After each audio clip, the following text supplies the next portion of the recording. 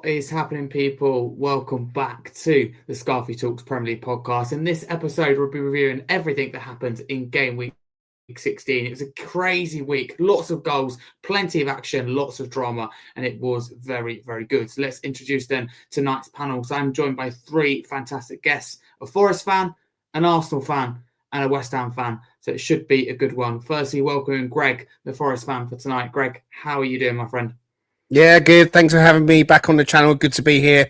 Looking forward to chatting about all the fixtures across Game Week 16. Absolutely. Thank you so much. Bringing on the Arsenal fan in Matt. Matt, my friend, how are you doing? You doing well? You're on mute, my You're on mute, Matt. I'm doing good in life. Football-wise, could be better, but I'm not going to play in because I got the 3 points, so it is what it is. Great stuff. Thank you. And on comes Jason as well, the West Ham fan. I'm sure have plenty to say after his team so nearly got a good result against Villa after an electric start. But James, how you doing? I'm all right, just very tired. Got off a flight not too long ago, so that's why. I don't know what time of day it is. Yeah, no problem at all. I mean, I would ask you if you're tired of West Ham, but you justified why there with the flight. So thank you for coming on. It should be a good one, as I said, as we review Game Week 16. So let's kick it off then with our first game of the weekend, which was Chelsea and Everton. I'd say one of the more quiet games out of them all, and it did end 2-0 win for Chelsea.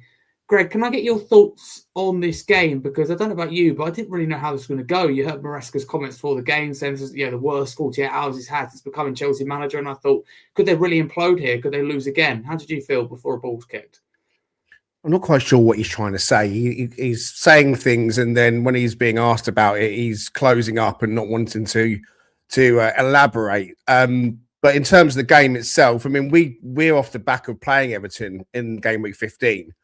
Where we went to Hill Dickinson Stadium and we just didn't turn up, and Everton got 3 points and got 3 goals against us, and they've been better under Moyes. And so Chelsea have been a little bit erratic. I mean, obviously they've had a really good summer. They win the Club World Cup, and there was talk then about whether that might cause a bit of a hangover in terms of fitness because no real pre-season. And you are seeing some odd results along the way. So going into this one, I definitely thought Everton had a chance to go there and at least grab a point, if not win the game. Didn't get a chance to see the action itself. But, coming away from it, 2-0 Chelsea. It's not a huge surprise. I mean, they are still sitting high up in the league at the moment. And I mean, I've just literally, as we come on here as well, I've just started watching their Carabao Cup fixture against Cardiff, where they've made wholesale changes. So, they've got the squad. They've got a whole squad they can bring in. Plus, they're in the Champions League as well. So, and from experience now that we're playing in Europe this year, I fully get how managing a squad is really important and can be really difficult. Obviously, they've had injuries. The Laps come back in, got injured again, gone out. But, they sit top 4. A good win against a good Everton team at home could potentially have been a banana skin. So they're going to be very happy to have grabbed all 3 points. Good, thank you. Matt, how do you think Everton played? Because it's interesting to hear Sean Dyche after the game saying, the difference is £1 billion. He wasn't a happy man, it's fair to say. So can you understand maybe as well why he isn't?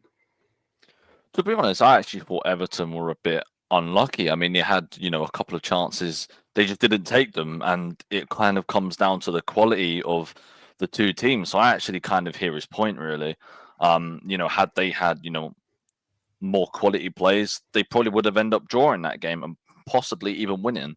So I think it's just fine margins in terms of quality that sort of won that game for Chelsea. But looking at where they are in the table, I mean, they're not doing bad. They're 4th place at the moment. They're sitting comfortably there. They've had a fair amount of injuries, to be fair to them. So I think that Chelsea fans should be content and happy with where they are currently. In terms of the manager situation, I mean, I'm not so caught up on what's going on with Enzo Maresca and the owners, but it seems like there's a disconnection of some sort. And that can only sort of go one way, as we saw with Graham Potter, we saw with Ange Postecoglou at Tottenham.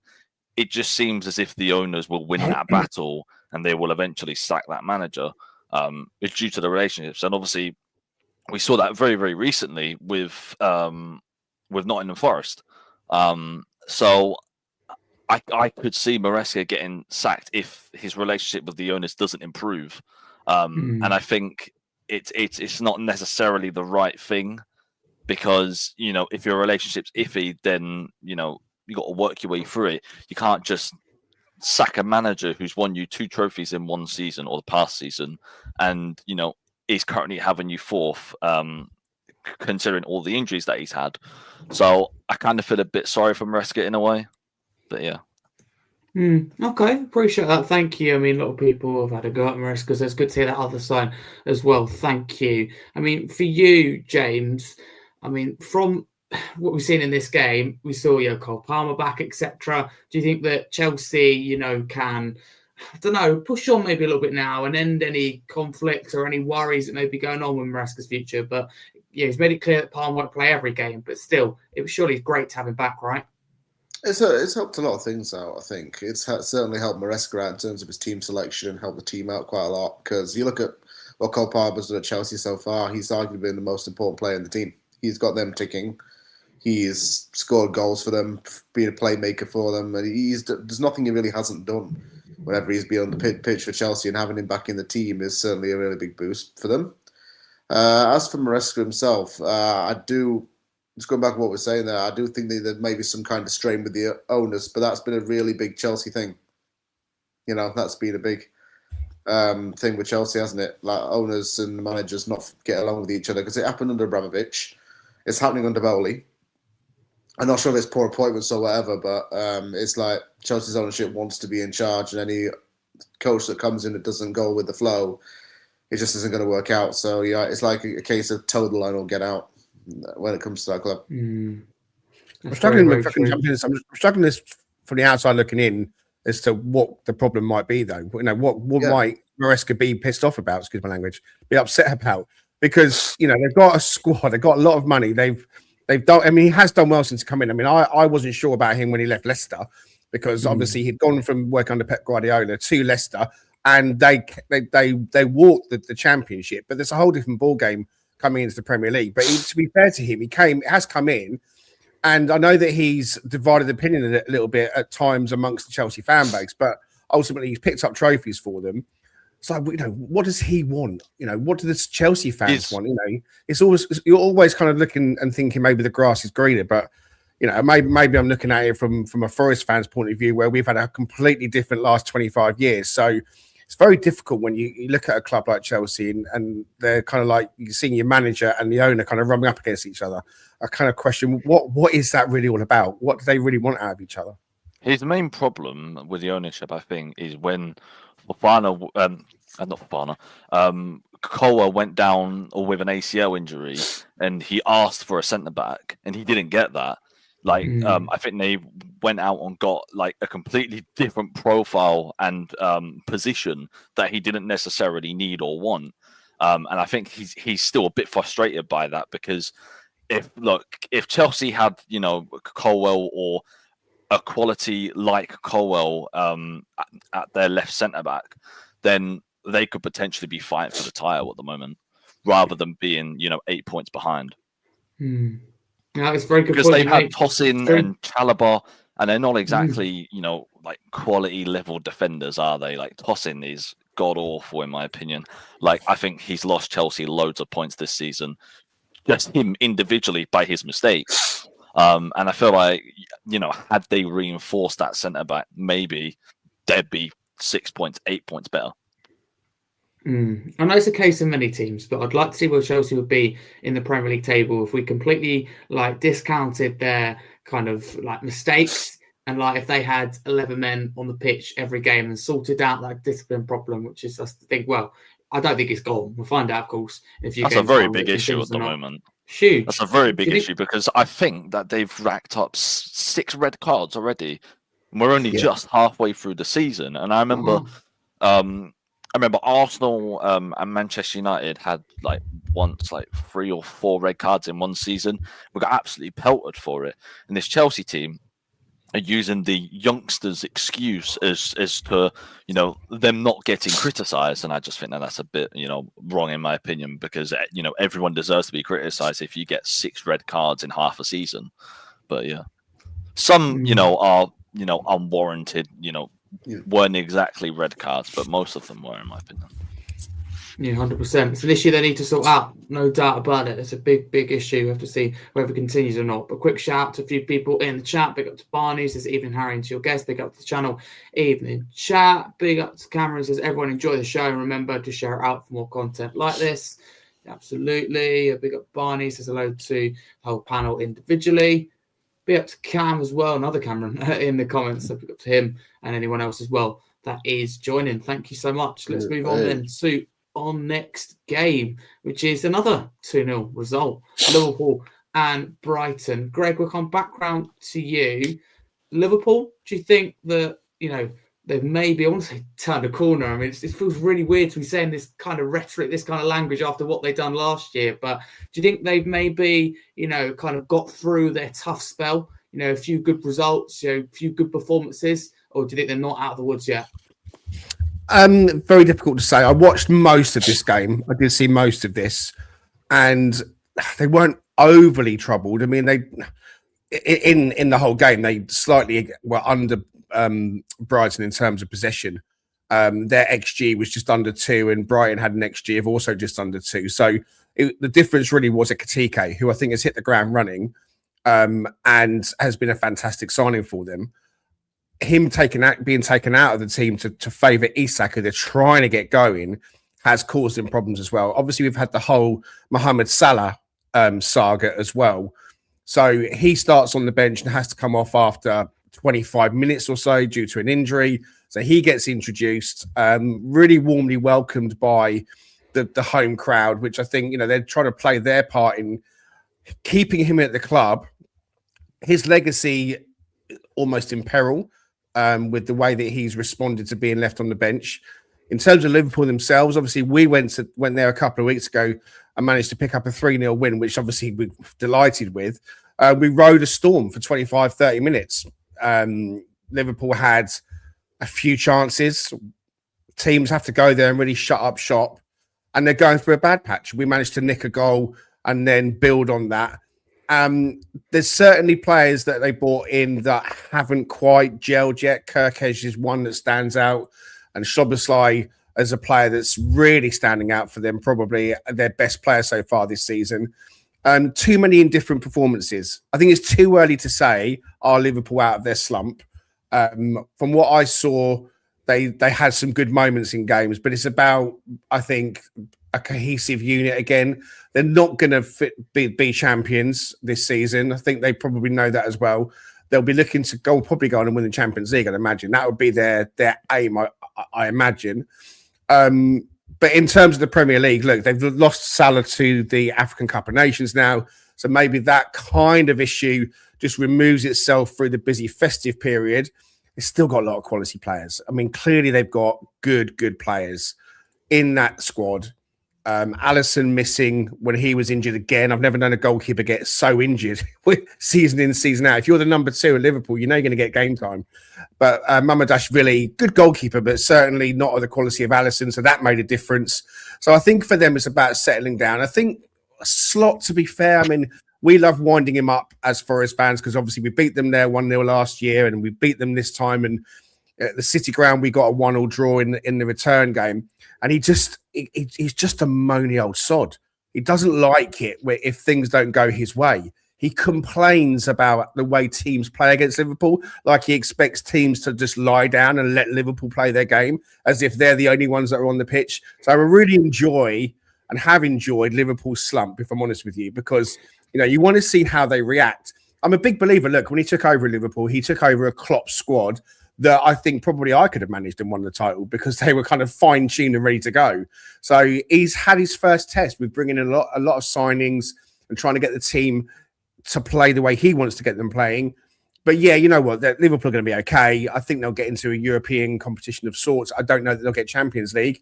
It depends really on on, I think, the next 3 or 4 games, definitely over the Christmas period, because you can sort the men out from the boys when they're that close together. But yeah, they were probably worthy winners against Brighton. They had the majority of the shots. They had 4 shots on target overall. So the stats that I'm looking at, probably back up a Liverpool win. Brighton on their day can beat anyone, another team that we've just lost to recently. So yeah, worthy winners, I think, and they'll want to take that form into the next game. Good stuff. Greg, thank you. James, we'll come to you next. Before we get to Brighton, I want to talk about Mohamed Salah a little bit. He had a big moment at the end to score, which he didn't. I mean, that's really unselfish, isn't it, from Chiesa? He's a player I like in many ways. I think he's a class individual. He's a really good player that goes under the radar. But that was a moment, really, where you won't see a lot in football. The unselfishness and recognising the moment and what could be. But Salah not meant to be at the end. Well, the thing is with Salah, it would have probably made up for a lot of things that have happened over the last few weeks. But I could talk about the last few weeks with the situation off the field with him and Slot. But I'm just going to put it out there. Ever since Salah signed that new contract, he's been terrible. Maybe he started off the season pretty well with a few goals and his classic opening game of the season goal. But ever since then, he's been awful. He's been non-existent for Liverpool. And his future, I think, is still in the balance. Does his head want to go to Saudi? I don't know. But that's been also taking a toll on the pitch as well. Not least poor form as well. Liverpool's got on a losing streak, which is not like Liverpool. But it's been a few factors. It's players not gelling, new signings not gelling.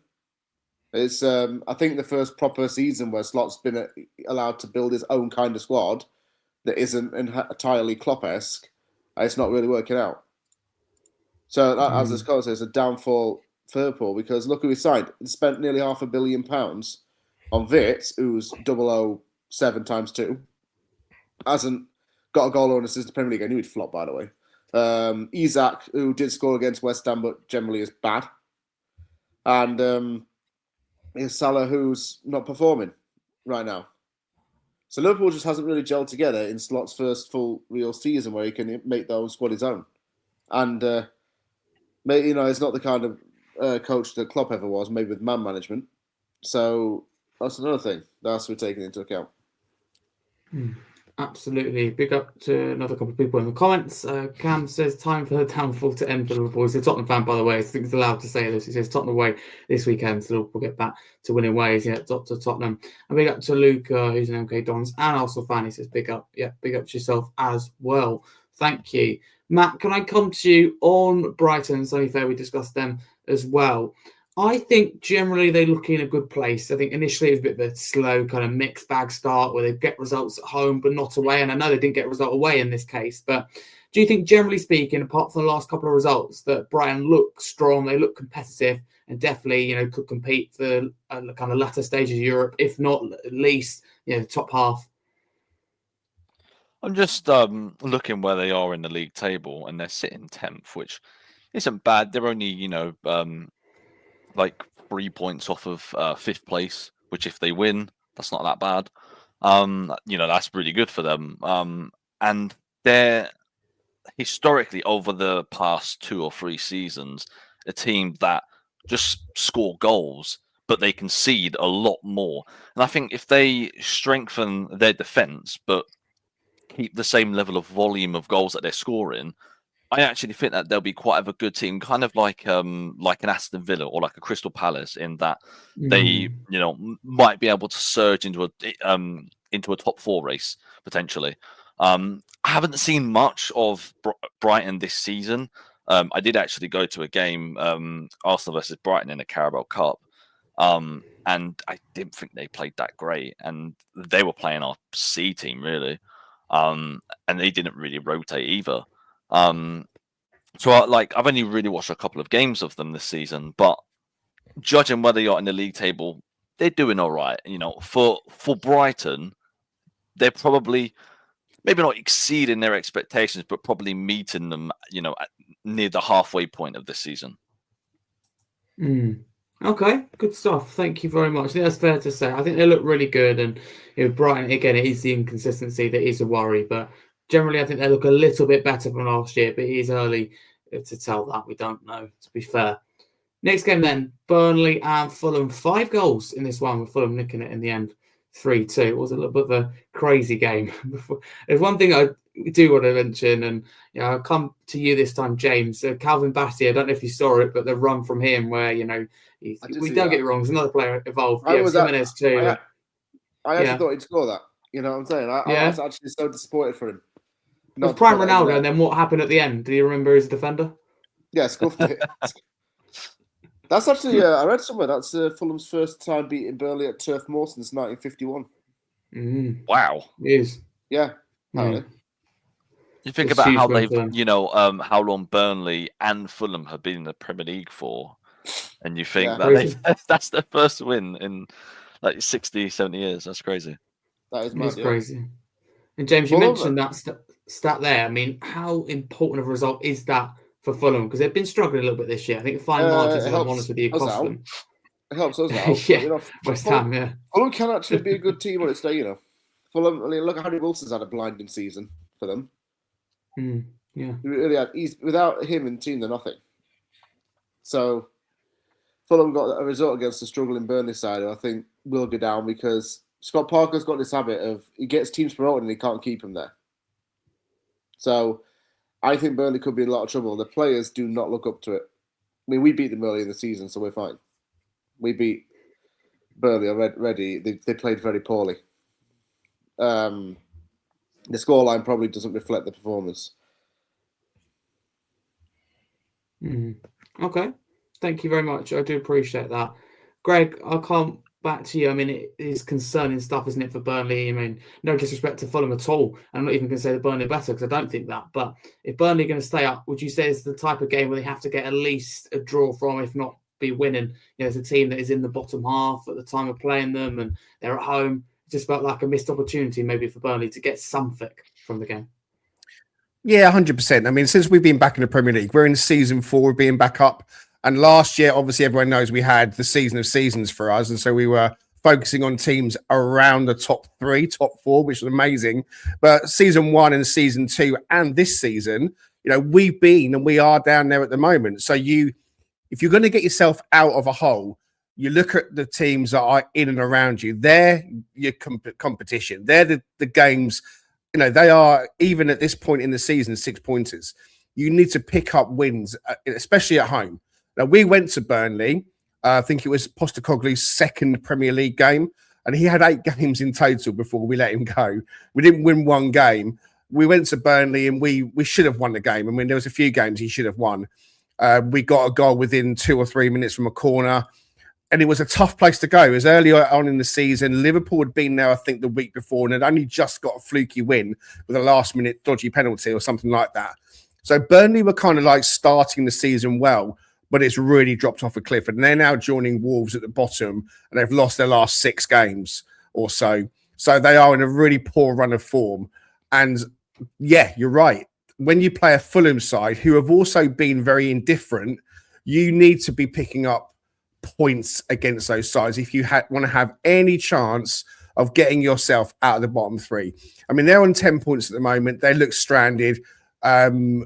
It's very difficult to see them moving up the table, to be perfectly honest with you. I absolutely thought that this was a game where they might have picked up something. They got back to 1-1. Fulham got the goal early on, and then Fulham wants sort of a 3-1 kind of advantage before a late goal gave Burnley maybe a little bit of hope. And on Scott Parker, I mean, look, you got to look at the clubs that he's worked with. He's brought Fulham up, he's brought Bournemouth up, and now he's brought Burnley up. The fallout of Bournemouth was kind of his own making when he came out and said something, and they kind of let him go. But the resources that these clubs have got, when you come out of the Championship, it's very, very difficult. When we came up, everyone was on our backs for spending the money and buying the players, which we just had to do. We rolled the dice big time, and we're still here. You look at, that was the season that Bournemouth and Fulham came up with us, and we all stayed up. And since then, all the teams that have come up have gone straight back down again. It hasn't happened. And so the early talk in the season was, this could be the year that Leeds and Sunderland and Burnley all stay up because they all had a really good, strong start. And fair play to Sunderland. They've carried that on. They're going to be absolutely fine. But Burnley and, Wolves are done. Burnley, I think, are done. And obviously, it's going to be a scrap for that last place. Yeah, look, Burnley have had time in the Premier League. Obviously, our manager Sean Dyche was a big figurehead there as well. It's about fight. It's about recruitment. I mean, Carl Walker was a great piece of recruitment. When we played them in that one-all game, he was excellent. You know, his quality stood out. It really did. But they need a bit more than that. So, yeah, I worry for them, and they should have been looking to secure all 3 points against Fulham to stand any hope of staying up. Okay, good stuff. We've had a Fulham fan send us in a clip, Barney. We'll listen to that in just a second. But before that, Matt, keeping the topic on Burnley, is there any chance you think they can stay up? And I mean, you'll be very aware that the likes of Leeds United are now picking up points. West Ham, I mean, they were not maybe in the last couple of games, but they look better. You start strong against Villa, and they're more competitive. I think it'd be fair to say under Nuno. They definitely look better anyway, in my opinion. So do you think that Burnley stand any chance down the bottom? No. I think it just comes down to the quality of the coaches, really. In West Ham, you've got Nuno, who's a decent coach.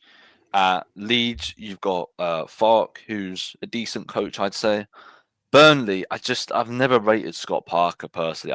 I've never thought that he's a Premier League level manager. With Nuno, he's probably Premier League standard.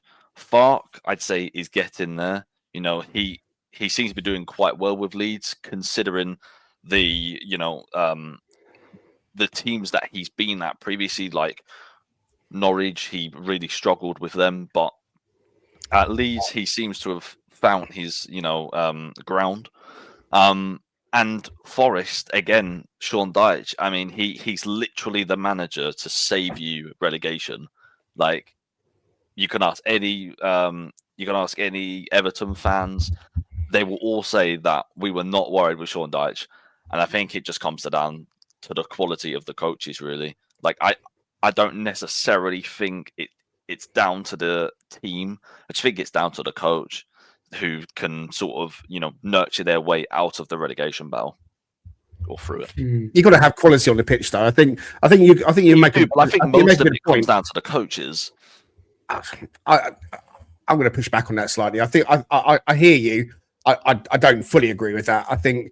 I mean, Daniel Farke, for me, he was a dead man walking. I mean, he's saved his job by putting out of nowhere a win against Chelsea, and then I think snatching a draw against Liverpool. He was out the door. A lot of Leeds fans wanted him gone as well, and his record at Norwich was appalling. I mean, I don't know. Scott Parker, like I said, he's managed 3 clubs, got him out of the Championship. Maybe the Championship is where he's at. I agree with that. I just think the quality in the squads. I mean, look at Wolves. I mean, they had I can't remember his name now. The guy that got sacked. He saved them last season when he came. Gary O'Neill. The Portuguese guy. I think it was. I can't remember his name now. It's gone out of my head. Lopetegui, yeah. No. The one that's just been sacked before. Pereira. Vitor Pereira, yeah. He saved them last season, and he was a good coach then. Everything he did turned to gold. The reason why he wasn't able to do the same again this year, they sold Cunha, they sold Aït-Nouri. They didn't have the quality of players. They didn't reinvest. And so I agree with you, Matt, to a certain degree, but I still think if you haven't got the quality on the pitch, you could be the best manager in the world, and still, if the players can't execute what you want them to do, then you want to hide into nothing. Wolves have still got players that I think Forest, Leeds, and even Brentford would want. Talking, yeah, they do. And I'm talking Strand Larsen, very decent striker. Joao Gomez in the midfield, like bloody Man United want him. Like, I don't think Wolves is squad. It's awful, but in terms of individual players, I still think they have individual players that can get them out of the relegation battle. But it's just whether the coach can get them out. Mm-hmm. Okay. That's exactly good what's conversation. up. Yeah, I forget. Yeah, I see it differently. I mean, I think I don't see any quality in that Wolves team. There's not one Wolves player that I'd want at Forest. Maybe Strand Larsen. I agree with you. You don't want Joao Gomez? No, he wouldn't get into our team. Fair enough. He wouldn't get into our team. He wouldn't get into your team. No. What are we talking? Starting 11 or squad? He wouldn't get into starting 11. We don't need him. Okay. He's not a player that I would want at Forest. What if Elliot Anderson goes to Man City? Would you take? Well, look, we're talking about well, listen, the what ifs of the future. I'm not saying he's a bad player, but we're talking about the here and now. I mean, I wouldn't want to sign him now. I wouldn't replace him for anyone in the here and now. I don't know what's around the corner, but if we're talking about the here and now of the Premier League, that set of Wolves players, they picked up 2 points, Matt. Like they haven't won a game. Yeah, I know. I mean, they not won a game. They nearly got a point against us. Well, this is it. Look, maybe you're kind of bigging them up a bit because the weekend was just an anomaly, which we'll get on to, I'm sure, when Harry brings the game up. But look, Wolves are terrible. Wolves are terrible. They really are. Sorry, Wolves fans. What annoys? Well, yeah, it's true though. Unfortunately, if any Wolves fans listening, please share how you feel right now, along with these as well. If you support any other Premier League club, get involved, get in touch. If you're listening live on YouTube, let us know how you feel right now about your club and how you feel about the owners, about team, about the fans around you. Just let us know. Do get in touch. But as a Tottenham fan, it really frustrates me to know that Wolves, we've given them 50% of their total points this year. But not only that, but Paulinho took his top off, like Superman, that kind of whirling it around, and we got 1-1 draw at the death. I mean, I'm happy that we scored because we could have lost, but even at the time, but it looks even worse now. I'm not celebration police. I'm always one that believes that you celebrate, end of, but sometimes you've got to realise, there's a time and a place. But before we move on from this game, we won't discuss it, but we'll play it at Barney's comments. He sent in a video to me because he's a regular on the Scarfey Talks Premier League podcast, and he wanted to send in his thoughts. Fair enough. I think he wanted to do it after Fulham won. I'm not sure he would have done it if Fulham lost. No, digs intended. But here's what he had to say.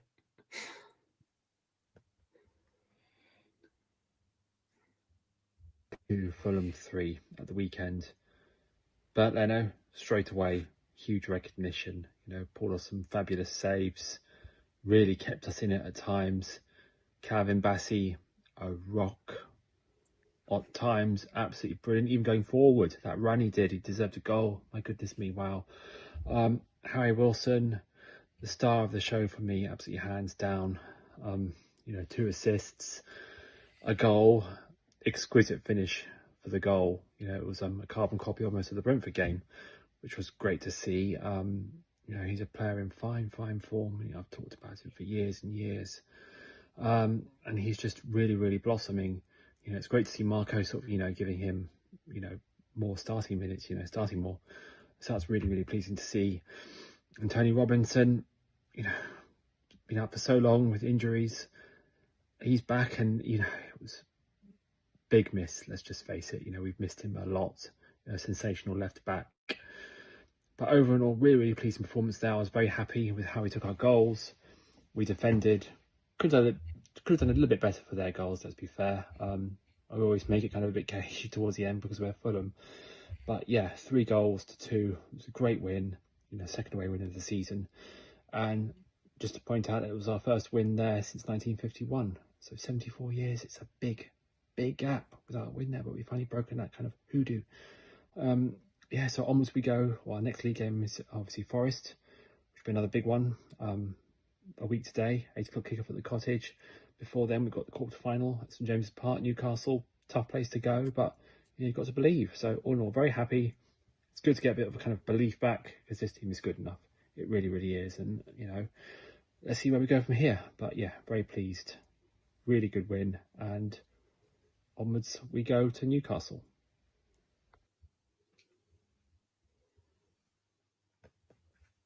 Thank you to Barney. He sent in his thoughts there. There we go. Here's his thoughts as a Fulham fan. He looked ahead to Forest as well at the weekend. Literally covered it all. Could play it on the Thursday podcast as well. I love that, Barney. Good thinking. Thank you. Next game then is Arsenal and Wolves. Funny that led us on perfectly talking about Wolves originally. I've got to come to you first, Matt. I mean, get on to the part. Well, I wanted to, firstly talk about performance, unfortunately for you, but then we get into, because you won. That's the thing. In football's results-based business, you won the game. But it's a performance a little bit concerning. Of course, there is context with a lot of players you have out. You may be concerned, of course, you've had a result or two that haven't gone your way recently. That 7-point lead, Ridgey went down to 2, and then you see like this where you get the result, but you know that maybe on another day it could have been different. I think from when the lineup came out, I said one thing and it came true in that Ben White starting, 3 90s in a row now without any rest after he's just come back from, months injury. He was always going to get injured in this game. And what a surprise, he is now injured for 4 weeks. So I was very frustrated that he started because I thought that, try Norgard at right back. I mean, he performed very well at centre back against Club Brugge in the Champions League, and let's face it, Club Brugge are better than Wolves. So I was visibly frustrated by that, and then into the game, it was. I mean, the first half was a disgrace. We had 0 shots on target at home against Wolves, who could go down as the worst team in Premier League history, and we had 0 shots on target in the first half. And at halftime, my head was fuming because I was like heading into this game, I expected to win by 3 or 4 goal margin because of just the sheer quality difference and just who we can bring off the bench if we're even struggling. And it didn't pan out that way. And fair play to Wolves. They held into halftime. They did exactly what they tried to do, and to just hold in as much as possible and then get a goal late on. And I mean, we didn't even score a single goal from an Arsenal player. They were all own goals. But sort of the only positive, or the only 2 positives I can take from this match is 1, obviously 3 points, but 2, Gabriel Jesus. When did he come on?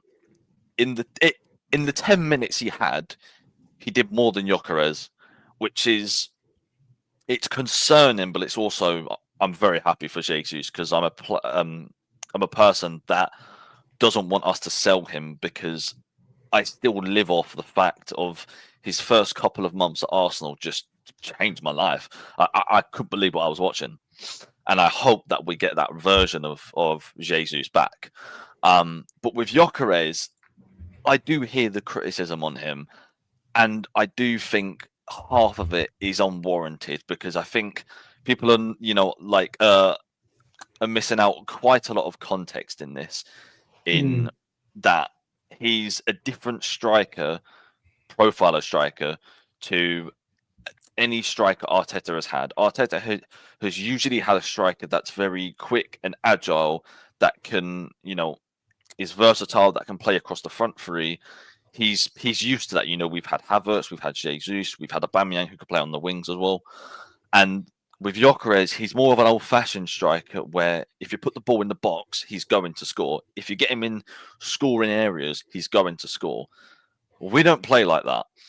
And you can question the recruitment of why we've gone to a Gyökeres rather than an Ekitike, who is very similar to like a Jesus, who's very agile, can play across the front 3, and is very versatile. But with Gyökeres, I think he's a striker, and this is our team, and he hasn't adapted, and nor have we. So we're still lengths apart of the Gyökeres that you've seen in Europe. And I think it just needs time, because I feel like this team hasn't adapted to him at all. And it's disappointing because I expected Gyökeres to adapt to us a bit better than he has, but I've also expected us to adapt to him a lot better than we have. So I want to give it a bit more time, but I'm concerned at the signs I'm seeing, because he works his ass off. Fair play to him. Excuse my language. And he makes these incredible runs that our players don't see. And I think that Arteta's got to get a combination right. In the Champions League, where we've got Skelly and Martinelli, those 2 combined very well. You've got in the Premier League, Calafiori and Trossard.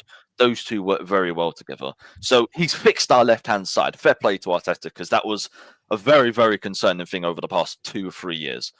But he needs to nail down this number 10 and striker position. And I think how you do that is you play Gyökeres with Odegaard, and you play Eze with a Kai Havertz, because Eze's more of a dribbler, so he will open up areas for Kai Havertz to run into. And Gyökeres is more of a running behind type player, who Odegaard actually, thrives off of, or at least he should do, because he plays a lot of through balls. So I think it's just we've got to get the right combination, and we might see the best in Gyökeres. But I don't know when that's going to happen, because I don't know if Arteta's even going to plan that. Because I'd imagine Kai Havertz will come back from injury, and he'll be the starting striker essentially, because Arteta usually goes with tried and tested formulas. In terms of the second half of this game, by the way, I thought we were a lot better. We're a lot better, but it's still not good enough. It still wasn't good enough. We got 10 shots against them in the second half, which is a massive improvement. But again, we had 2-3 shots on target the whole game, and against bottom of the side Wolves is just really disappointing. And I've not had a result that we've won, and I'm still so frustrated about how we played about 4 days later. Okay. Before we move on to the other guests, Matt, you mentioned there about Gyökeres, which I did plan to ask you about. It's interesting you mentioned that. I don't know if you've seen it. I mean, if I've seen it the amount of times that I have, I'm sure as you as an Arsenal fan would have seen it. There was a moment, I think, where, Odegaard's got the ball, and in the end he delays past Trossard. I see it so many times, slowed down, sped up. And is that the type of moment you're talking about here when you're thinking, maybe that kind of wavelength isn't quite there yet? And how do you think you adapt to Gyökeres? Because I agree with you about both, but it's probably, I think, more a case of you adapting to him like City adapted to Haaland. I think early on in the season, where we had all of our defenders, I was very critical of Arteta for not, telling the team to take more risks, make more through ball risks, because we've got the best defense in Europe, arguably. So why not take more risks? I mean, you've got Declan Rice in the midfield as well, who's an incredible 6. Yes, he's not playing in the 6 for us, but he's an incredible interception type player. So early on in the season, I was just very annoyed about why we didn't take more risks. But now we've got our defensive injuries, I can understand why we're being more passive, because we don't have that stability that we usually have in defense. But from players like Odegaard, I mean, I know he's just coming back from injury, and he's still trying to get up to his match sharpness. But I just expect more, clinical passing, really, like dangerous passing, because he's that type of player who can thread a through ball in, and we score. He's that type of player. We have those players, and I'm just confused as to why we don't do it more often. I mean, we did it against West Ham when we had Eze and Odegaard on the pitch, and we were threading in those through balls for Gyökeres to score. And, well, he just didn't put the ball in the back of the net, which is, poor on him. But we've shown this season that we can do those type of passes, so I don't understand why we don't do it more. But, yeah, in terms of us adapting to Gyökeres more, I just think our players need to just look up and just see him making a run. Because I give an example, and I've given this on Twitter so many times, and it seems to get brushed over. When we played Port Vale in the Carabao Cup, Max Dowman had the ball on the right wing. Now, bearing in mind he's 15, right? He looked up, saw Gyökeres making a run, first time pass over the top, bang, Gyökeres is in. Saka this season hasn't done that once, and it must be an instruction from Arteta, because I don't see why he doesn't do that more often. I mean, if a 15-year-old kid is performing that level of pass, surely Saka can do that as well. Or maybe that just isn't his type of game, but I'm expecting our players to platform Gyökeres better. Interesting. Okay, thank you very much. James, I'm going to stick to Arsenal. I'm going to ask Greg about Wolves, but I want to ask you about, do you think Arsenal are still deemed as the favourites for the title? Of course, there's a few blips. They do get the result. The performance is concerning, but do you think they can still hold it together and, kind of make sure that this, doesn't repeat ultimately? And you're always going to drop points, but they don't want it to continue is the point. And, with players coming back, that can't come soon enough for Arsenal. I've got a weird feeling that it's all going to go wrong. I don't know why. It's just because of history repeating itself in the past. I'm sorry, Matt. Just saying. You have to be cautious about it if you're an Arsenal fan, because history has repeated itself several times. So you have to be cautious. Don't get far ahead of yourself. Don't start chanting, thinking we are top of the league. Come say that in April. Just don't say it now. And then, all this title talk I think is premature still. We're not even halfway through the Premier League season, but Arsenal's in a very good position right now. And you know what actually is a sign of a really good team is if it doesn't play well but still gets the result. That's all that really counts. So Arsenal didn't play as well as they could have, definitely. They still got 3 points though. Can I just quickly respond to that? Yeah. I kind of agree with you that we could bottle this. And I think it does come down to injuries, essentially, because we're picking up them every single week. And I think that will be the difference between us winning it and us not winning it. Because if we don't get injuries, I feel like our squad depth is the best in the league. And, I don't think that's a wild take. So from that, if we keep most of the key players fit, I do think that we're just going to grind out these results and, win that league. But if we get too many injuries, especially in that back line, I do fear that we're going to bottle this, because as much as we have this squad depth, I mean, we picked up more injuries than we have last season, and that's really concerning from a medical team point of view, but also a training point of view. I mean, everything, because we are clearly working these players too hard in training, because most of the injuries that they're getting are hamstring related injuries. And if you've got hamstring injuries, that's not being, unlucky. That's something to do with your training, or you're training them too hard. Because if you get injuries like, a shoulder injury, you can knock that. But with hamstring injuries, I mean, it's just so obvious that we're doing something in training that is just overworking them so hard.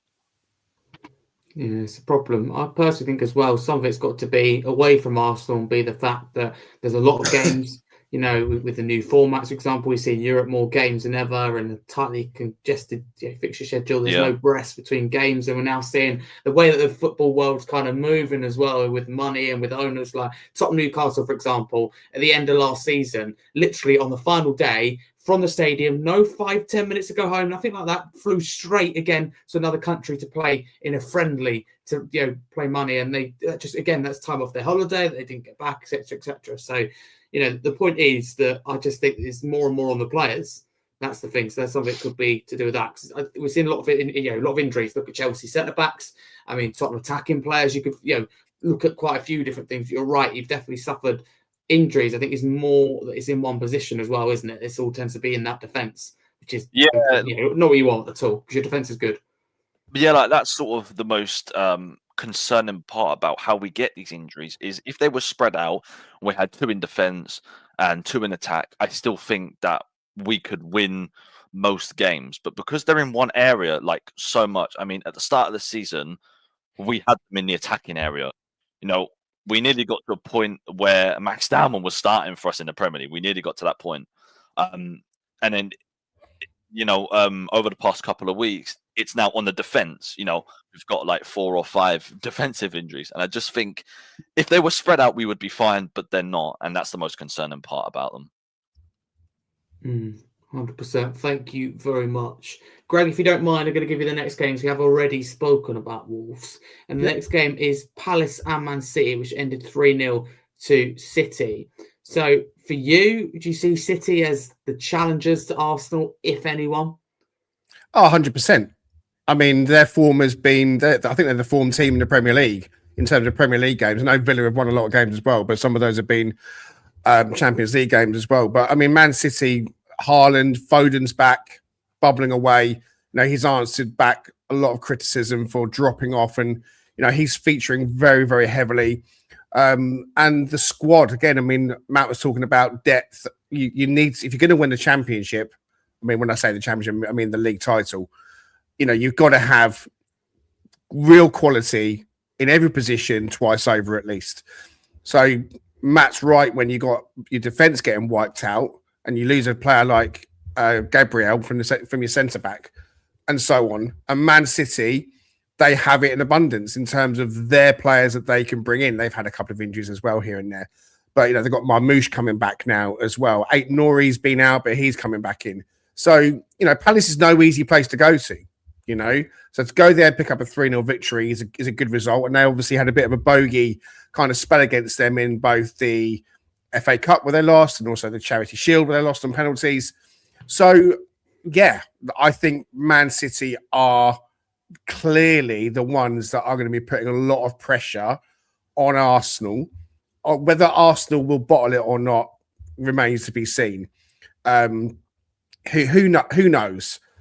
This has got to be the season where they win it, or you really feel that that's the end of Arteta at Arsenal. Yeah, because that really has to happen this season. It's got to that point.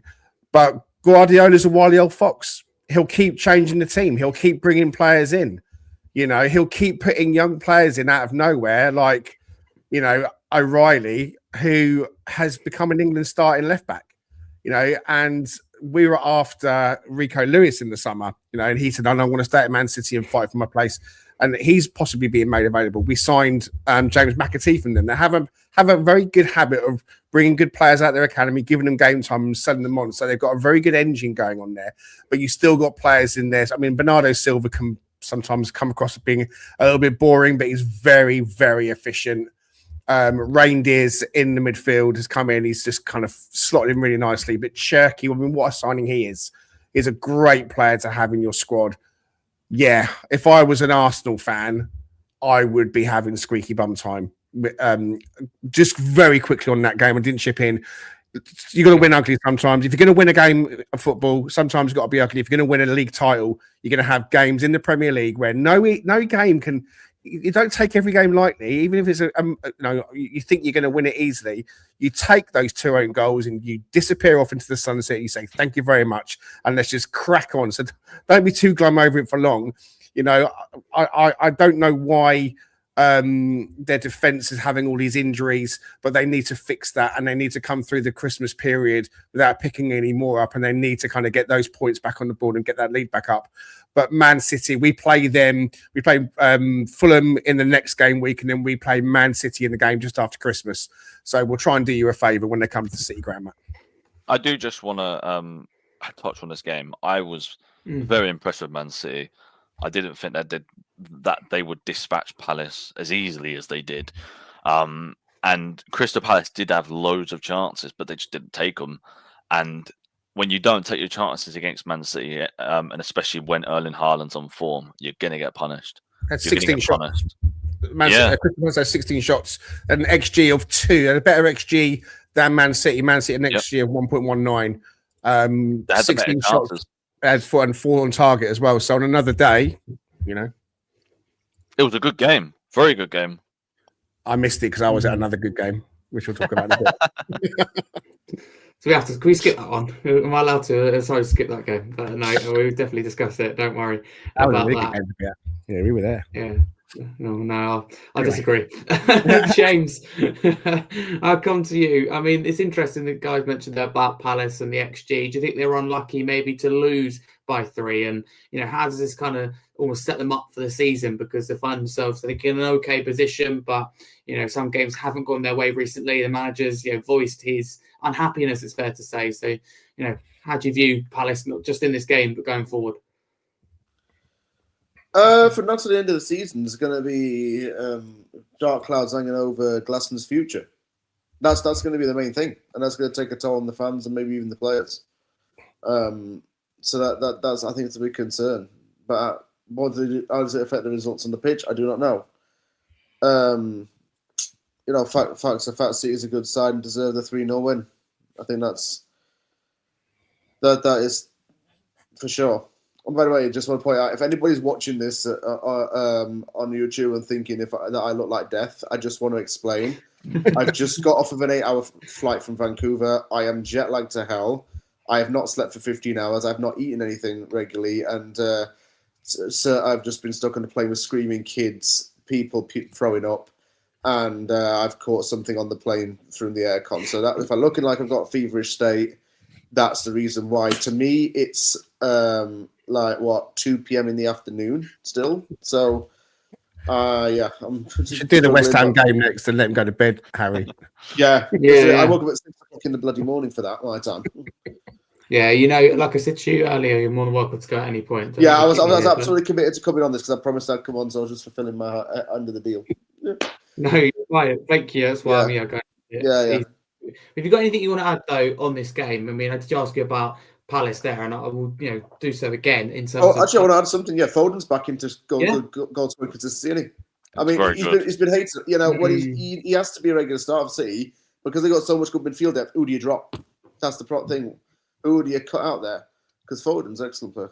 Excellent player. I've always said it. And yeah, when he scores, he goes and runs scoring. Yeah, exactly that. Thank you very much. Then the next game, I mean, it'd be funny if the power on my end went now. Forest 3, Tottenham 0. Greg, it's only fair we start with you. I mean, literally couldn't have gone any better, could it, for Forest? And do you know what? As a Spurs fan, to be honest with you, you should have won by so much more. And that's the worrying thing as a Spurs fan here. Yeah, I mean, listen, it was a fantastic result for us. It was great to be at the City ground for this with my son. And I was pleased to come and join you on the pre-match show to kind of chat about it. And, I thought a 3-2 win, that was my score prediction. We did the double overview last year. It was a really tight affair. You had injuries coming into the City ground last year, and we nicked it 1-0. And it was a really tight affair. And I kind of thought, look, we're not probably as good yet as last season. We are making our way back. And Spurs have been really indifferent. You're not quite sure what Spurs you're going to get. Started the season really well, and it's started to drop off, but still on their day. Great players individually, but can they perform? But from the very off, the whole tone of the game was set within the third or fourth minute when Savona crosses it over, Sangare heads it against the bottom of the post, and that just was the start of everything. We absolutely could have had 2 or 3 goals before we scored. We were on it. We were fighting for every ball. The tempo in our play, the intensity, just the overall desire was fantastic. And so it has to be, from my point of view, and I'd like to think from many other people's point of view, a real hats off first to how Forest played. But also Spurs were just very poor. They just weren't at it at all. They just looked a little bit disinterested or just a little bit off their game. So when Sangare nicks the ball off Archie Gray and robs him, and we go 1-up with Callum Hudson-Odoi, it was well deserved. There was just nothing coming the other way. Archie Gray did have a shot that John Victor saved fairly easily, but that was pretty much the only shot on goal. And then for us to come out of the second half and score within 5 minutes with Callum's cross shot, and he's come out and said it was definitely a cross shot. But they're the kind of balls that you put into dangerous areas, and you want your keeper to deal with it. And he's obviously really under the spotlight from Spurs fans. He's made mistakes this season. So that was it. We were off and running again. We dominated the game. We dominated the possession. We dominated the chances. Ibrahim Sangare has been a player at Forest who has taken an age to get going. When we signed him for 35 million for PSV, he came with a bit of a fanfare, and we thought, this is going to be the guy that's going to run our midfield. And he just didn't get started properly. It was 2 years ago when we beat Newcastle 3-1. He had a great game and went off to AFCON and picked up malaria, come back, picked up an injury, and since then just has not got going at all. So much so that I and many others thought, this guy just doesn't have a future at Forest.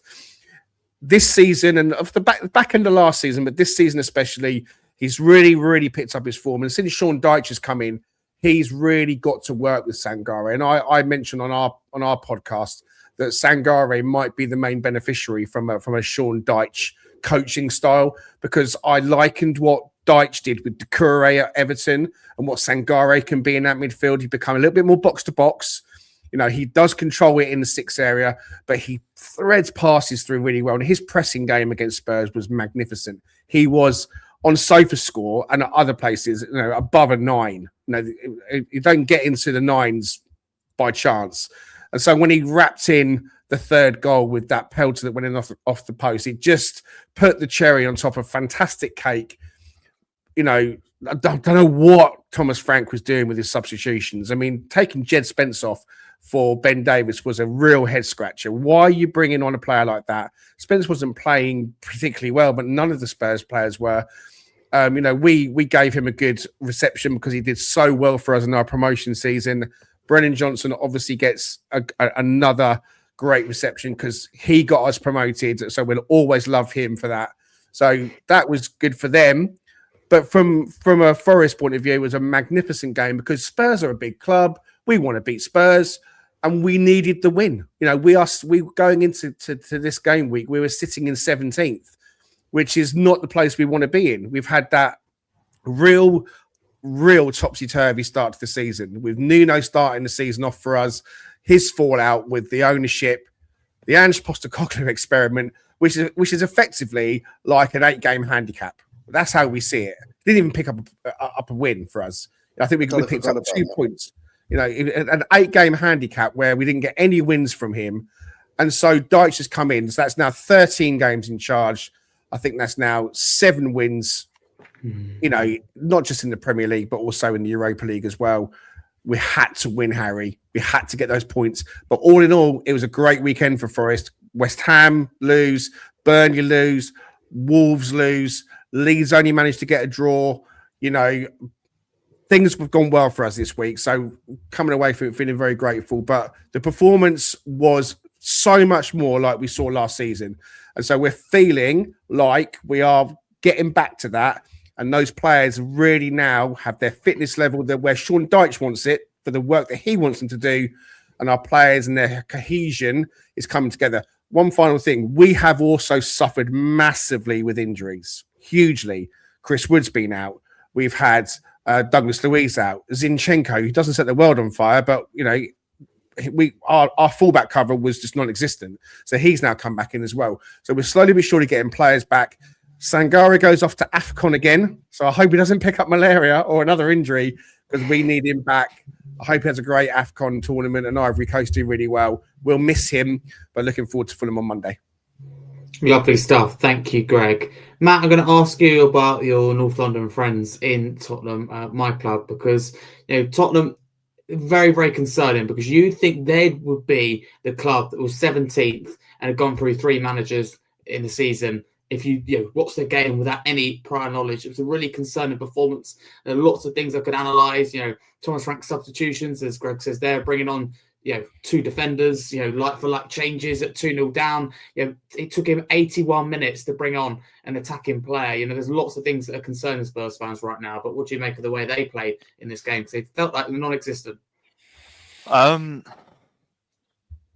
really know how to sum up that game for Tottenham because I didn't understand the lineup either. I think Bergval's your best midfielder, and that's even with Xavi Simons. I think Bergval's your best midfielder. I think he could be one of your best players. He just doesn't get game time. I don't know why. There is no valid reason as to why he doesn't start anymore at Tottenham, considering the breakthrough season that he had last season. And I'm just looking at some stats here, and it is crazy. Out of the 96 teams within the top 5 leagues, Spurs rank 3rd in XG over performance, 87th in XG created per 90, 84th in shots per 90. And I think that it was the right decision to sack Ange. He couldn't stay. There's no way, even with the European trophy won, and that is fantastic for Tottenham, fantastic for the manager to win. But 17th in the Premier League is a sackable offence, even if you win the Champions League and whatnot. And I think that they didn't get the appointment right either. Like, Ange had to be sacked, but Frank wasn't the answer. And he reminds me a bit of a Graham Potter when he moved to Chelsea, in that maybe a big club step up was too much of a step up. And we're seeing it here with Ariola. We're not seeing it with Ariola, but he's struggling at Bournemouth. And everyone was like, oh, he might be the next Man City manager. He might be the next Liverpool manager, Tottenham manager. And I just think maybe they just have one good season and it's like they should move. And it's a whole different ball game managing down a Brentford or a Bournemouth. Exactly. And it kind of reminds me of Solanke as well, in that he was at Bournemouth. He goes to Tottenham. and he just doesn't score many goals. And I just think maybe Frank isn't ready for a big club step up, because what I was very worried with Frank joining Tottenham was that he's going to make you very hard to beat. he was going to make you very hard to beat. But that hasn't panned out that way. If anything, he's made you even worse than Ange in terms of defensively, because you've conceded more goals. This time last season, you've conceded more goals with Frank currently than Ange last season. This time last season, and that's concerning because Ange, he's basically all out attack, so he doesn't even care about the defense.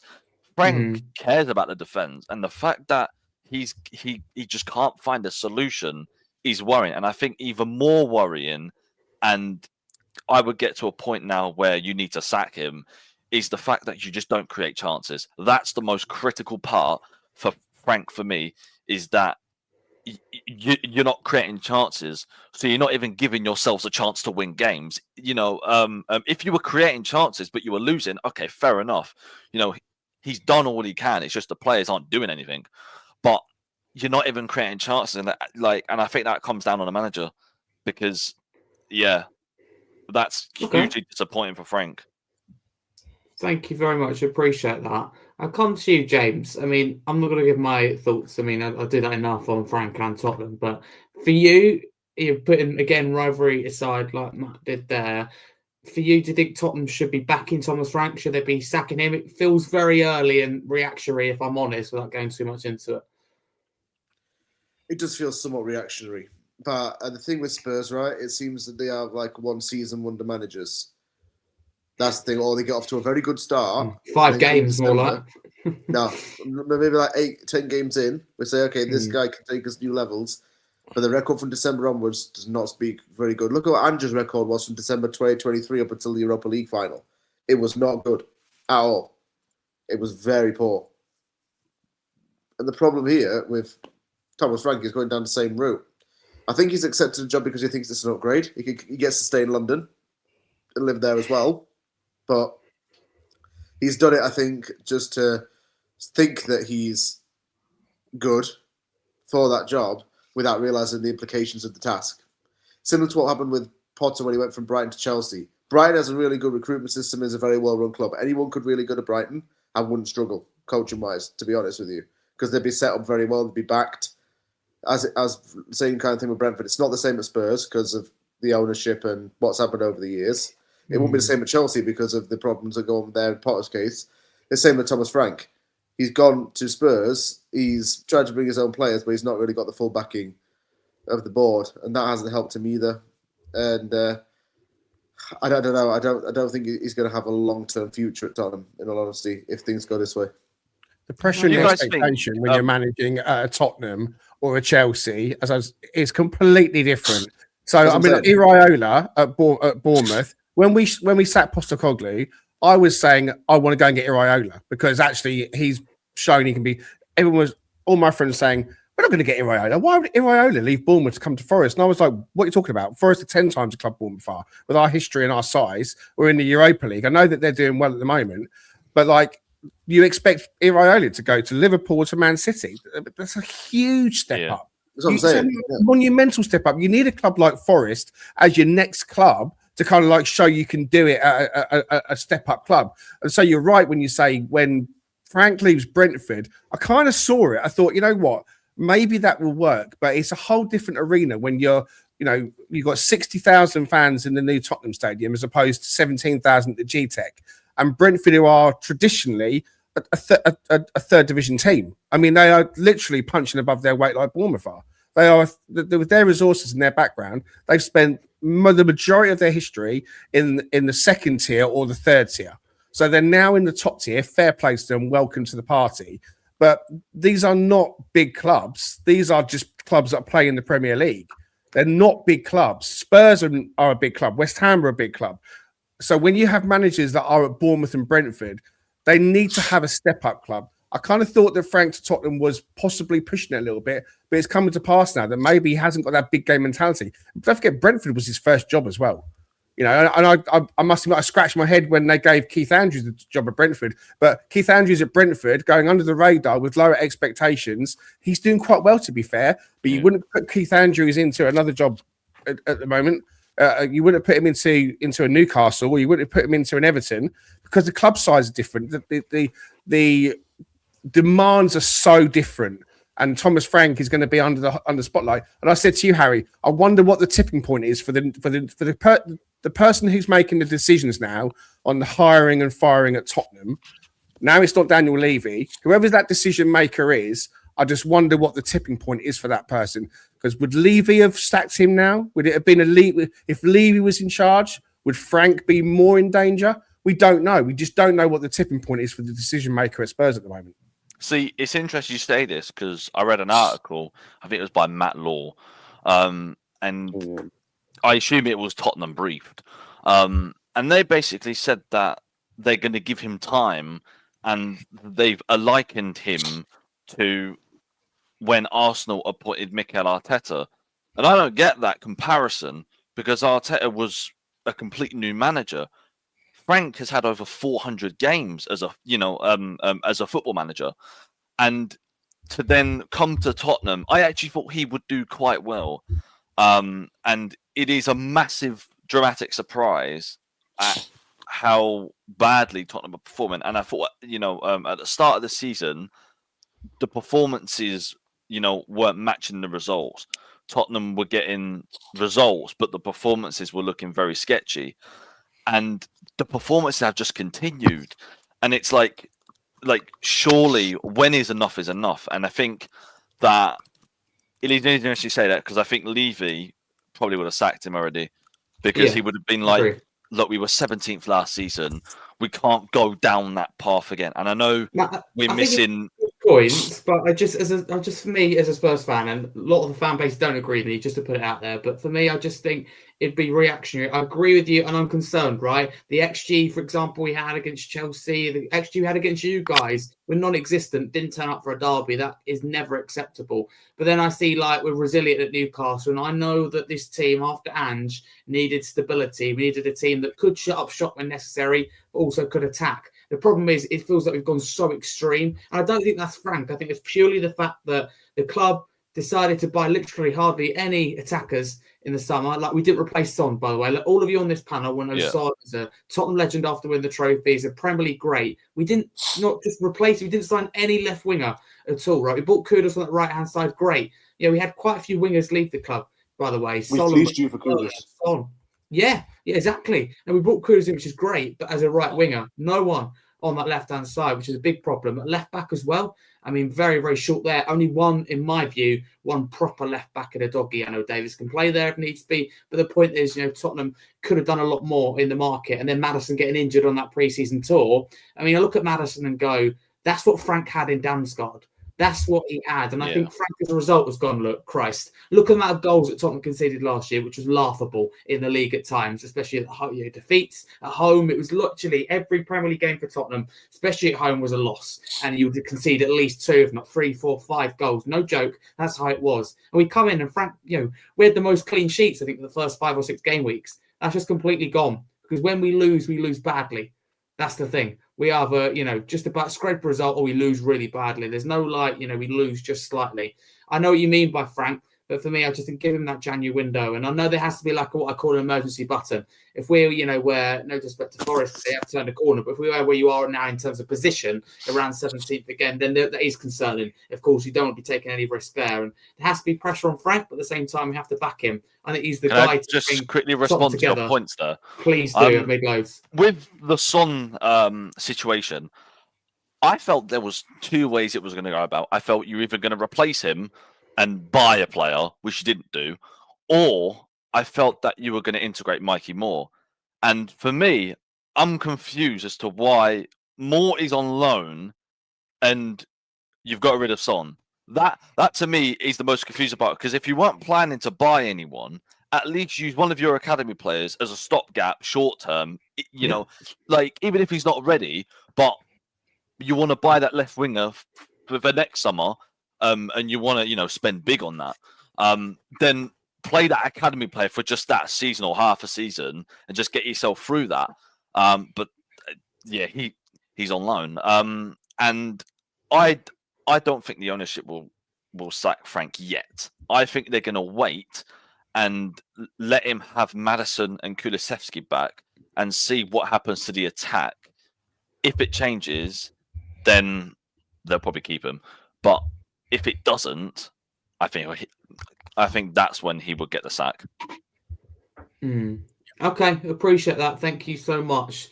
Sunderland beat Newcastle 1-0 at the Stadium of Light. Greg, I'll come to you first on this one. I mean, for Sunderland, jubilation. I mean, this just sums up really, doesn't it, their return to the Premier League. They've been magnificent. How far can they go this year?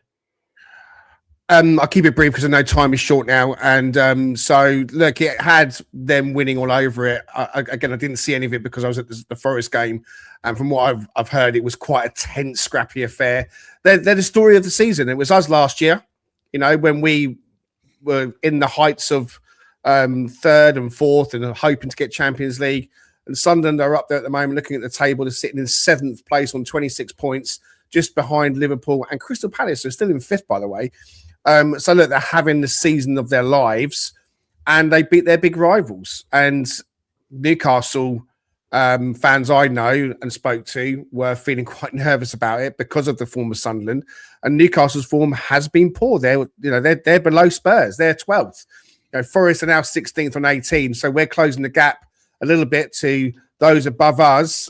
Newcastle 22 points, Spurs 22 points, but they're Sunderland on 26 points after 16 games.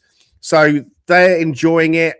Fair play to them. It's great to see a story of, I don't want to say one of the little teams because I think Sunderland are a huge club, but they've been out of the top flight like we were for a period of time, and they're now back in it. And that step up when you come back into the Premier League is tough because you haven't had Premier League money, and we had to revamp our squad. And Sunderland have certainly revamped theirs. The signing of the season and Granit Xhaka, because his influence and impact has been astronomical. They got other good players as well. The goalkeeper's decent. Lafay's decent. Isidore, their striker, is decent. I don't know a great deal about many of them. Dan Ballard, obviously, is a name that stands out with his heroics in the playoffs. So fair play to Sunderland. A 1-0 win. It was scrappy by all accounts. I think it was another own goal as well, if I'm not mistaken. Seems like it was a weekend of own goals this time round. It's a really bad own goal as well.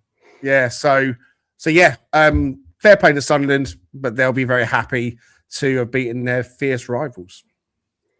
Greg, thank you. Matt, before we move on to the next game, is there reason for concern for Newcastle fans? Is there pressure on Eddie Howe? Because it doesn't look good where they are on the table. Results don't look good. And individual performances, such as the likes of Anthony Gordon, they don't look very good, especially in this game.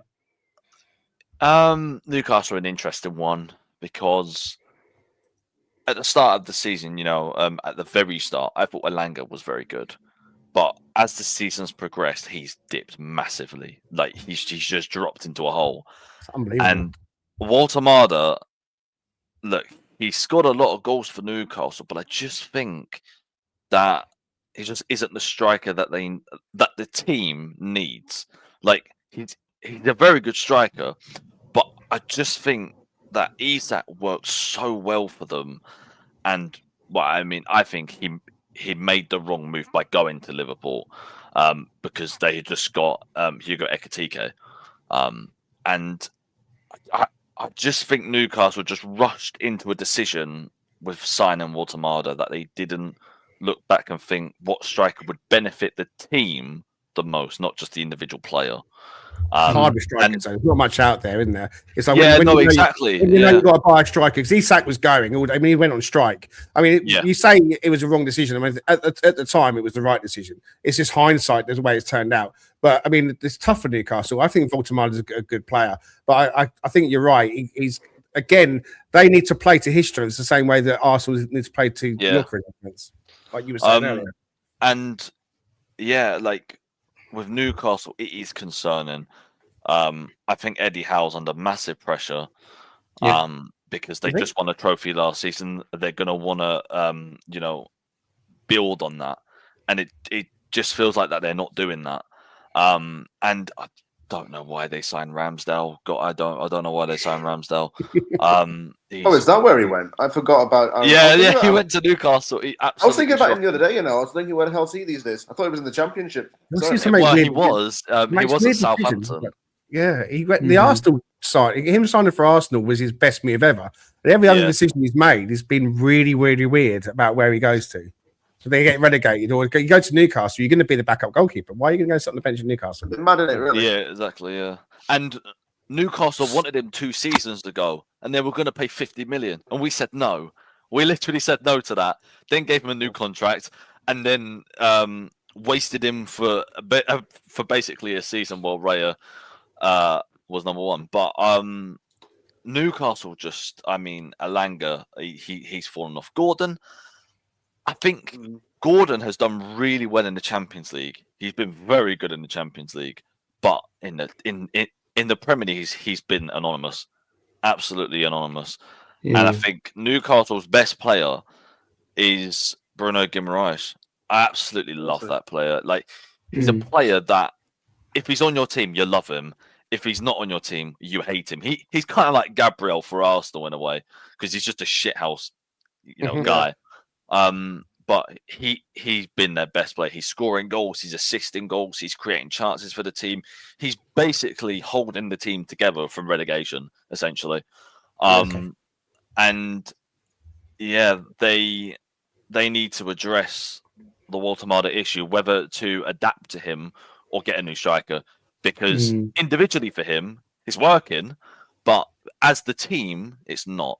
And by the way, what a header that was from him. That's a screamer of a header. I've never seen a player like hit an own goal header that well. Like he purely meant that, because I genuinely believe that he thought he was scoring in that net. I don't know why, but I genuinely believe he thought he was scoring in that net. But yeah, a great header from him. And with Sunderland, wow, their home ground is a fortress. When we went there, I was shook, because that was the first team in 3 years since Luton Town. Yeah, we won that game, but since Luton Town, where they physically outmuscled us, they dominated us physically, and Sunderland did that same thing, and they got a point. And I think teams that go to that ground are going to find it so hard. And I'm talking the top teams. I'm talking Man City are going to find it hard. I'm talking Liverpool are going to find that hard. Tottenham are going to find that incredibly hard. And yeah, they're a team. I mean, I don't think they're going to finish top 6, but they'll do well to, like, they will be very, very happy with themselves if they get top 10. And I think they will. Okay, lovely stuff. Thank you, Matt. Really do appreciate that. So there we go then. We've got 3 more games. West Ham and Villa ended 3-2 to Aston Villa. You know what I'm going to come to first. The West Ham fan on the panel in James. I mean, electric start for you. What went wrong? As far as good starts to a game go, you couldn't ask for a better start. 29 seconds in, Ezri Konsa fucks up in the box, and Matthews Fernandes scores from a tight angle. The equaliser came through. I thought it was Watkins. It was actually an own goal from Mavropanos, and that was unlucky. I usually got Mavropanos back at West Ham because he does have his moments of inconsistency, but it was unlucky from him, in my opinion. When we got our second goal, Jared Bowen deflected him from a Freddie Potts shot. That was all right. Villa's second goal was just poor defending from inside the box, and the third goal, Areola's way too off his line from a bending shot from Morgan Rogers. But it was a bloody good goal. Here's the silver lining. Villa is on a winning streak right now, and is genuinely going to be considered title contenders. It's not even nuts to say that. Look at how many points they are off of the top place. That's not mad to say. There are good things that I've seen under Nuno in the last month, and bad things that I've seen under him. What's good? We're making teams fight for the win. We're not just a walkover team anymore, West Ham. We are making teams fight for 3 points and making ourselves tough to play against now. And Nuno's improved that. Our midfield now, by the way, how the flipping hell have we gone from being James Ward-Prowse, Thomas Soucek and Guido Rodriguez, 30-somethings who are like 1 foot in the retirement home, to young midfielders in Magaza, Potts and Fernandes, who all make us complete. I have no problems with our midfield core. A centre-back core, though, the only one good centre-back we got is Jean-Claire Todibo, who actually is showing his worth right now. Mavropanos needs a little bit of work, a little bit of The fine-tuning. amount of money you paid for Kilman as well, and even Tadebo's taken a while to work out. Lopetegui decided that Kilman was £40 million. Like, that's disgusting. Wow. Yeah, and what our friend from Arsenal here has even got his head in shame. I was like, what the flipping hell? Todibo, though, is worth £40 million. We pay £40 million for Todibo. He is worth it. He's taken well, though, So- isn't it? Let's be honest with you. I think so you're clear. right now, but last year when he come in, Yeah. he went great. We're losing our fullbacks to AFCON. So we're losing Diouf and Wan-Bissaka. Wan-Bissaka's back at his best. Diouf is excellent, but he needs to sit back more. Our left side needs to be improved. We got Crescencio Somerville on the wing. Somerville is a pacey player. I like that. He has energy, he adds pace, but he has no end product. And that is what pisses me off. He gets into the box and does not pull the trigger enough times. He's always been the same at Leeds. Yeah. I mean, he missed last week because his girlfriend gave birth, but and ever since he's come back, he's not really livened up. Let's talk about the next big topic, Andrew. Paquetá. I'm going to say this, West Ham fans don't like this. Paquetá is a commodity at West Ham, and we play better when he is not in the team. He lost all of his ground jewels in this game against Villa. Gets booked every single week. The whole betting thing and his mental health sorted out from after the trial's been done, and now he's feeling, and now all of that's behind him after a year of stress for him and his family with his FA charges. We put that behind him, and we as West Ham fans said, let's see what he does right now. That's monkey's off his back. I would happily sell Paquetá in January because we are better without him. Fernandes costs £40 million, right? Does everything. Paquetá does not. No flicks, no tricks, none of this like stupid long ball crap. Magaza, by the way, played a right dirty long ball. I was like, oh my god, it was Pirlo-esque. But anyway, Paquetá, I'd ship him off in January, get him back to Brazil. How much for? How much would you accept right now? Anything below 40 million, I would not accept. Get him back to Flamengo, right? Because the rumours want to go there. But I got to say this right now. I love under Nuno. I've got newfound confidence. I think he said I want little things to be done, but I want to see big improvements. Souček's even today, by the way, what's going on there? Called out. What am I doing here? Yeah, Souček's even called out people who don't perform well enough in training. He says some of the players don't work hard enough. So Nuno's really getting into the players right now. So I like him as a manager. Can he keep us up? Yes, I think he can do. And because we have some very good players, and we just needed someone to unlock them. But week in, week out, though, I got to say this. Matheus Fernandes, I love watching that guy. Oh, my flipping God, what a player. What a player we got. As to summarise, I'm disheartened about this result, but we got Villa, who we just played. We got City next, which is a free hit. Then we got Fulham and Brighton after that, and that's when we could get some real points. Definitely. Thank you for that. Greg, before we move on to Brentford and Leeds, Aston Villa flying, aren't they, at the moment? Third in the Premier League, third in the Europa League. I mean, can you see this run coming to an end? Thank you all very much for it. Yeah, cheers, bud. Nice to meet you. What I'll quickly say on Villa is, their form's off the chart. I don't know that they can keep it up, to be honest with you. They're playing out their skin. They got off to a really bad start in the Premier League. I think they lost the first three, haven't lost a game since. They've won game after game after game. They're sitting high up in the table in third place. Can they launch a title challenge? I'd love it if they could, because obviously you want to see as many different teams up there as possible. That's what the Premier League is all about. Just quickly on West Ham, I would say I think Nuno will keep him up. Obviously, we've got experience of him. Great things for us last season. He will get the chemistry right. I think it will be Leeds that lose their form. I don't think that they're going to be good enough to stay up. So I don't think that West Ham will get relegated. Potts being introduced into the West Ham team is interesting because Nuno will do that. He'll bring in a good player that the fans will want to relate to, and that will bring the fans along. His PR with the fans is really good. That will be really good for West Ham so that they're all kind of pulling in the same direction. So I kind of feel like they'll be fine. Bowen's going to be key for them. Villa's important player is obviously Morgan Rogers, and he popped up with 2 goals in this game. So they want to keep him fit. He starts for England for me as it stands at the World Cup. And the World Cup was tomorrow because I think he is that good. And I also like Donyell Marlin. I like Donyell Marlin. I think when he comes off the bench, he's very, very interesting player. So yeah, great win for them. It did us a favour. When they were 2-1 up West Ham, I was thinking, oh God, they're closing the gap. But Villa did us a favour and got the win. So thank you very much. You did no, thank you. I'm going to give because by the way, James just had to jump. I mean, he's had a chaotic day. It's fair to say. So yeah, definitely forgive him. It's fair to say for that one. 2 more games to go. They're going to give one to each of you. Matt, I'm going to give you Brentford and Leeds, which ended 1-1. I mean, it's not the interesting one of the two. You find out what the last one is, but so apologies about that. You can chip in, of course, as well. But with this one, I mean, it just feels like a really disappointing week, doesn't it, for Brentford? I thought they were doing really well, and they still are under Keith Andrews, but few disappointing results, thrown away leads. It just feels like, similar mistakes for Keith Andrews. Maybe he's not learning. That's what some Brentford fans are starting to say. Can you see their concerns? Well, Brentford came to North London twice in 1 week, and they got 2-0'd both times. I believe you beat them 2-0. Was it 2-0 when you played them?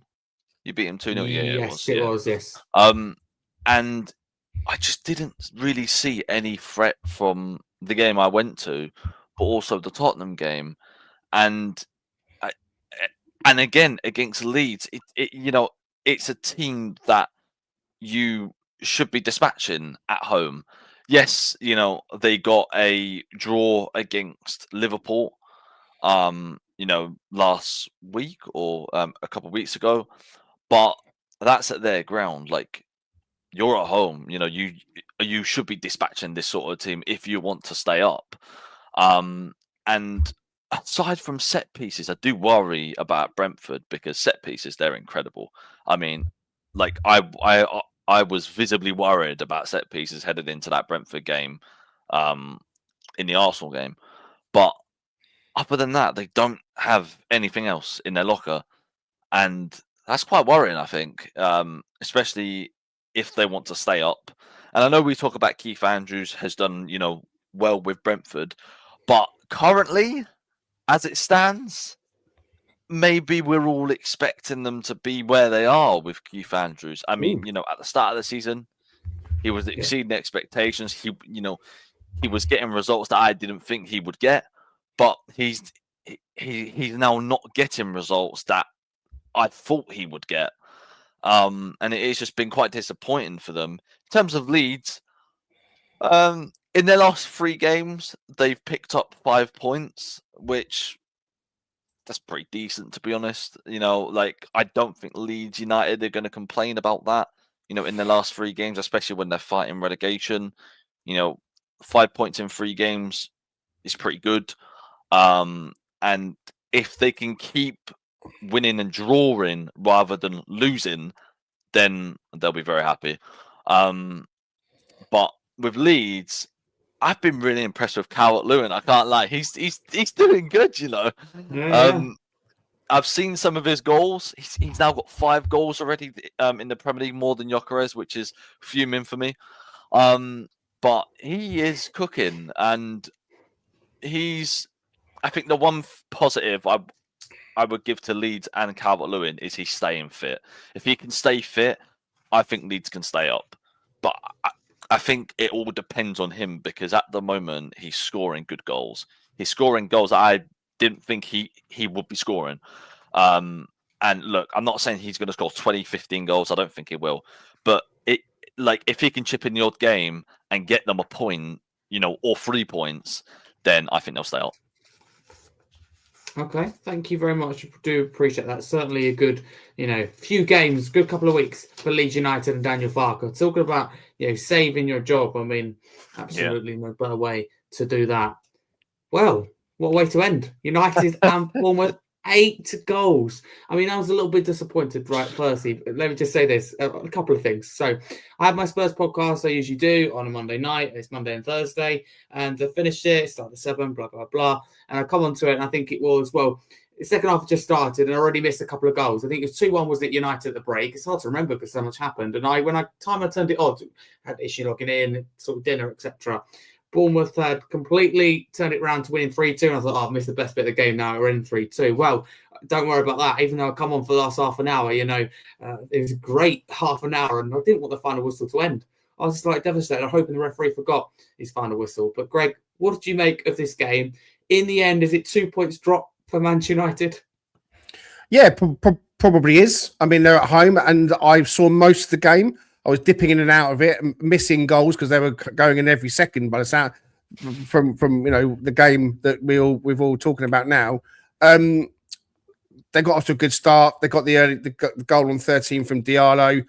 But Man United still got a soft underbelly in that defense. I think that's the problem. They're flattering to deceive a little bit. They're doing well without setting the world on fire. We played them at the City Ground, went 1-0 down, got 2-1 up, and then we got pegged back to a draw. So they're drawing a few games now. Bournemouth have had a really bad run of form. They've dropped down again. We went to Bournemouth and got undone by them 2-0. So, a bit of a bogey team for us, to be fair. So I looked at this game thinking this could be anything. It really could be anything. So 4-4, bit of a basketball match. Goals going in left, right, and centre. But it's that defence of Man United. That's their problem. I think, in fairness, Amorim is done better. Is doing better. Is he the answer for them? I don't know. We talked, I think, on the pod I came on with you to preview the Forest game, Harry, about giving managers time now is very difficult when you get the media pressure, you get the fan pressure. But they've given Amorim a year, and they're looking like they're going to give him more time. And slowly but surely, they have improved their league positions. And maybe that's what Spurs need to do with Thomas Frank. Maybe they need to buck the trend and say, you know what, we're not going to get anywhere if we sack a manager so quickly. We have to give this guy time to put his principles in. Amorim still seems like he's very rigid in his formation and can't come away from that, can't adapt. Look, in terms of a game, a ding-dong of a game, 4-4 in the Premier League, some great goals, some great free kicks. For us, it suited us really, I suppose, for Man United to win that from a Forest point of view, because then we are, still within touch and distance of Bournemouth. It ended up as a draw, so that's still the case. But I think, if I'm honest with you, I always want Man United to lose. I'm always happy when Man United lose. I'm always happy when Man United aren't doing well. I've got to be honest with you. I just, like probably most football fans. So, yeah, I was a little bit disappointed that Lamon's got his foot on I think it was... I was going to say, how close to Bournemouth? On the header at the end as well. So I thought they were going to nick it. So, yeah, a great game. Great advert for the Premier League. We need more of those with Man United losing 5-4 in the end. Two teams going for it, throat on throat. It was just fantastic. 100 minutes of football that just flew by. No wonder why. I know that for managers they do say it's a headache, but they both seem to enjoy it really. And it's just like Iriona's like, guys, look, we've just conceded 2 goals, thrown away our 3-2 lead. United now winning 4-3. Keep calm. There's more goals. They were going at it. None of them were like taking the foot off. When did they score again though? They did. Yeah. It was good. It was good. From a neutral point of view, it was brilliant. From a Man United point of view, I think conceding 4 goals at home is unacceptable. I get they got a point, but it's unacceptable to concede 4 goals at home when you're a club like Man United. And I got to say, both of the free kicks were brilliant. I thought Bruno's free kick was the best of the lot. Beautiful. As soon as they won that foul, I was like, Bruno's going to take this. Bruno will score this because it's just his territory. And keeper side, though, he can't really do much with that, can you, as a keeper? I don't think you can blame the keeper for not saving that. Because barring in, like a top corner barring in. Casemiro header is a different matter altogether, though. Well, yeah, exactly. Look, I think with Amorim, I don't think he's right for Man United. I think there's a characteristic from him, what he said in a press conference or an embargo press conference, which was just totally out of order for a Manchester United manager. And that was what he said about the academy. With if you say that at Man United, at Arsenal, at Chelsea, you're going to get hammered by the fan base because the academy is part of the club. Like it's what makes that club the club, really. He's also taking the mick, wasn't he, of players going out on loan. He might not have meant it that way and lost in translation, but it's all like, he's not doing very well. But actually, you look at it, a lot of what he's saying isn't really true. No, it's not, because Harry Amas just got player of the month for Sheffield Wednesday. Okay, Sheffield Wednesday have got -9 points, but that's not his fault. It's not awful. That's just the administration stuff. Yeah, but that's not in terms of an individual performances, he's been playing very well. Chido Obi, he brought him up. Arsenal fans have still got a bit of, raw taste. But with Chido Obi not even sometimes being a starter for the under-21s, I think it's not right to call that out, but that may be why he's not picked him at all this season, because he doesn't even start for the under-21s at sometimes. And Kobe Mainoo, I think the level of disrespect this manager has given Kobe Mainoo is disgraceful. He is a player who scored an FA Cup final goal against Manchester City, won them the FA Cup. I know it was before his time, but he deserves much more respect. And fair enough if he's not his cup of tea, but at least give him minutes off the bench. I mean, he started to do that because I think due to the amount of media pressure under him. But at the start of the season, Mainoo wasn't even seeing any minutes at all. And this is a player who used to start for England and can probably still get into the England squad. But I just think that some of the stuff he says doesn't symbolise what Manchester United manager are or is. And you look at Ten Hag, he didn't do that great at Man United in terms of the league position and what he said in press conferences, but he did a lot of the things that Man United fans are happy with, in that he won trophies with them.